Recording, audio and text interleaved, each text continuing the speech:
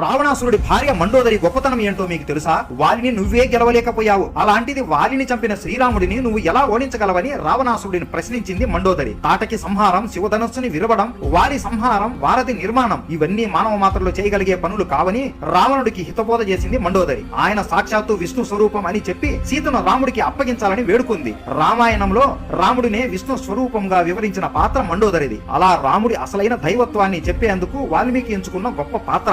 రావణుడు తన మరణం తర్వాత తన శరీరంతో పాటు సహగమనం చేయాలని మండోదరిని ఓసారి కోరాడు. అందుకు మండోదరి తను చేయలేనని చెప్పింది. అందుకు కారణం తనకు వృద్ధాప్యం మరియు మరణం లేని వరాలు తండ్రి ఇచ్చాడు అని రావణుడికి చెప్పింది. మండోదరి కొడుకు ఇంద్రజిత్తుకి తొలి గురువు మండోదరే. మేఘనాథుడు, అధికారాయుడు, అక్షకుమారుడు మండోదరి కుమారులు. రావణ సంహారం జరిగిన తర్వాత రాముడు విభీషణుడితో మండోదరిని వివాహం చేసుకోమని సలహా ఇచ్చాడు. శ్రీరాముడు చెప్పినట్లుగానే విభీషణుడు మండోదరిని వివాహం చేసుకుని లంకా నగరాన్ని ధర్మంగా పాలించాడు. ఇప్పుడు అందరూ చెప్పండి, జై శ్రీరామ్.